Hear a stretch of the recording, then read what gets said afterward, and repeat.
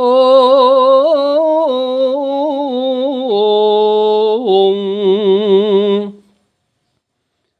punapa tamira ingsun prihatin waspogong mijil Om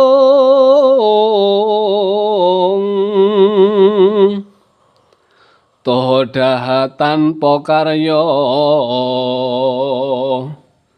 sengkang ring menukang Gusti kelong rino sasakarnya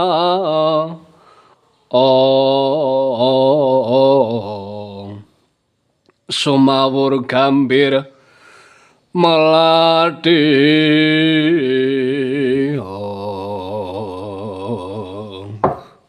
aduh Dewa paringono pangapunten dhateng kawula Dewa Antareja kok bisa-bisane kowe duwe lelakon kaya ngene Co Antareja nyandang lakon kok abote kaya ngene paribasane nae seklentheng ning rekasane ketiga rendeng aduh Gusti paringono kiyat dateng kawula Antareja Gusti aduh Eyang pangapunten Eyang kula supe menapa ing dados wewarahipun paduka Kanjeng Eyang Antabuga ing sumur Jalatunda menawi dereng wonten kawandasa dinten dereng wonten kawandasa ari ali-ali mustika manik panungguling warih boten saged kungkulan mustaka Eyang kula lepat Eyang kula lepat Kanjeng Eyang lah Jojo iki mono gara-garane ora ana telu ya mung Kakang Bomantara nggone ngrebut ali-ali mustika panungguling warih saka tangane Antareja ngantek aku picek kaya ngene ora iso nyawang gebyaring jagat ora bisa nyawang gebyaring srengenge aduh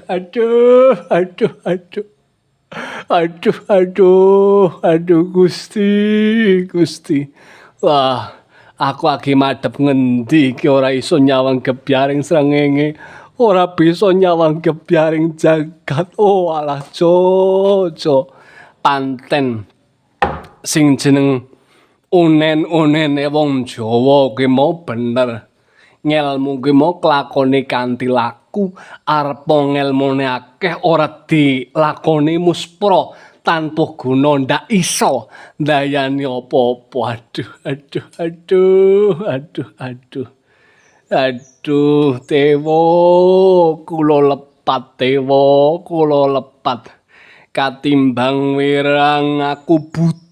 kaya ngene aku picek kaya ngene ora ana sing nulungi karo aku wis aku bakal nibake omong utawa tembung seklimah ora ketang sakadang sapenginang saglewanging godhong pari nek ana bocah wedon sing nulungi karo Antareja utawa piceke Antareja bakal tak pundhut garwa dening aku ning kosok baline umpamane bocah lanang sing nambani apa kang dadi larane Antareja bakal tak aku sinara wedi Tandya bala piyoga molong mangung sereng sata Kurawa kambagung kiskro katiti Kuro katiti kocap kacarita sego kecap campur mrica Raden Antareja nginira sambat-sambat ngarwa wonten madyaning sak tengahing alas nggih wonten ing madyaning sak tengahing wana gering bebondotan nginira sesakit picek boten saged nyungurupi padanging jagat awit kenging wiwalating ali-ali utawi jimat inggalipun Raden Antareja. Dadak iklan.